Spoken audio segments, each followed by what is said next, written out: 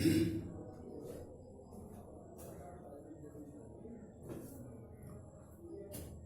बच्चों, good morning. आज हम आपको 9th क्लास की हिंदी गद्य में पाठ नंबर 3 मैंने आपको पहले भी पढ़ाया था। उसके बाद जो बाकी रह गया था, मैंने आपको उस दिन जीवन परिचय, हजारी प्रसाद द्विवेदी जी का जीवन परिचय और 2 व्याख्या कराई थी। तो उनमें आपकी 2 व्याख्या और रह गई थी, उनको मैं आज बता रहा हूं। तो आप देखिए, दूसरी जो व्याख्या है आपकी दूसरी व्याख्या है विचार और आचार की। विचार और आचार की, और डॉट लगा के है हित चिंता है। यानी ये जो आपकी किताब में है वो देख लेना, इसको मैं आपको बता रहा हूं। इसमें सबसे पहला प्रश्न है कि उपयुक्त गद्य के पाठ और लेखक का नाम बताइए। तो पाठ का नाम आपको क्या लिखना है, वही लिखना है गुरु नानक देव, और लेखक का नाम लिखना है आपको हजारी प्रसाद द्विवेदी। क्वेश्चन नंबर 2 है रेखांकित अंश की व्याख्या कीजिए। तो रेखांकित अंश की व्याख्या हेडिंग डाल करके आप इसको लिखिए, और आप जो मैं बता रहा हूं इसका अर्थ इसे सुनिए ध्यान से। बिना किसी का दिल दुखाए और बिना किसी को किसी प्रकार की चोट पहुंचाए उन्होंने दूसरों के बुरे संस्कारों को नष्ट कर दिया। उनकी संत वाणी को सुनकर दूसरों का हृदय हर्षित हो जाता था और लोगों को नया जीवन प्राप्त होता था। लोग उनके उपदेशों के जीवन दायनी औषधि की भांति ग्रहण करते थे, और मध्यकालीन संतों के बीच गुरु नानक देव इसी प्रकार प्रकाश में दिखाई पड़ते हैं, जैसे आकाश में आलोक बिखेरने वाले नक्षत्रों के बीच शरद पूर्णिमा का चंद्रमा शोभायमान होता है। तो ये जो आपकी किताब में अंडरलाइन हो रही हैं रेखांकित अंश हैं, उनकी ये मैंने आपको व्याख्या बताई। अब इसमें आता है क्वेश्चन नंबर 3 है गुरु नानक जी का उपचार क्या है।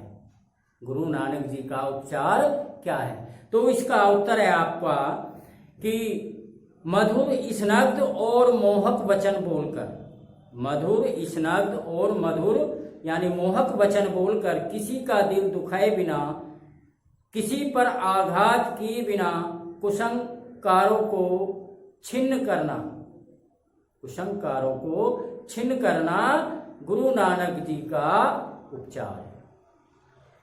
क्वेश्चन नंबर 4 है इसमें कांति लाने वाले किस संत का वर्णन यहाँ है।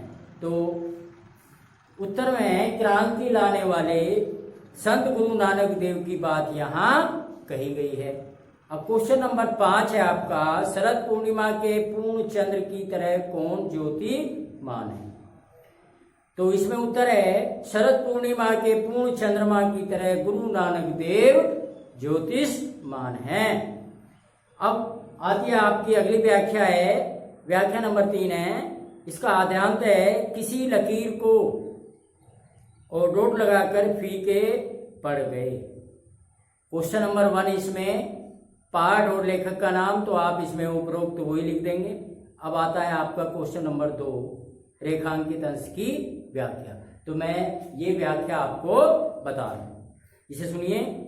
यदि हम किसी रेखा को मिटाए बिना उसे छोटा करना चाहते हैं, यदि हम किसी रेखा को मिटाए बिना उसे छोटा करना चाहते हैं, तो उसका एक ही उपाय है कि उस रेखा के पास उससे बड़ी रेखा खींच दी जाए, उससे बड़ी रेखा खींच दी जाए। ऐसा करने पर पहली रेखा स्वयं छोटी प्रतीत होने लगती है। इसी प्रकार यदि हम अपने मन के अहंकार एवं तुच्छ विचारों को दूर करना चाहते हैं तो महानता की बड़ी लकीर खींचनी होगी। अहंकार, तुच्छ भावना, संकीर्णता आदि को शास्त्र ज्ञान के आधार पर वाद विवाद करके या तर्क देकर स्वयं को सिद्ध करना कोई महानता नहीं है, बल्कि किसी सत्य को लोगों के सामने प्रकट कर देना सबसे बड़ी बात है।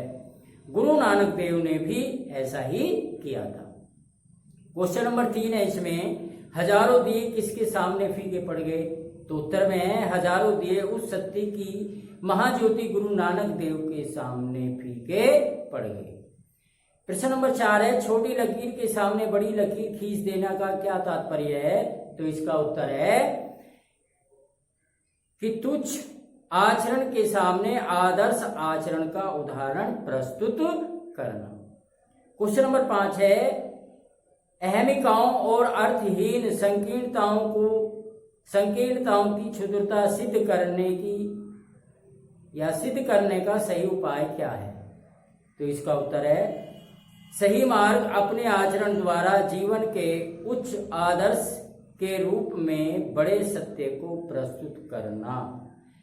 अहमिकाओं और अर्थहीन संकीर्णताओं की क्षुद्रता सिद्ध करने का सही उपाय। तो ये पार्ट 3 आज आपके क्लियर हो गए हैं। इनको जो मैंने आपको बताया, इन वीडियो को देखिए, समझिए और अपनी नोटबुक पर मैं आपको इनके जो है नोट्स भेज रहा हूँ, आपको ये समझा रहा हूँ। इसको जो है आप अच्छी तरह समझिए और इसको अपनी नोट्स बुक में एंट्री कर लीजिए। धन्यवाद।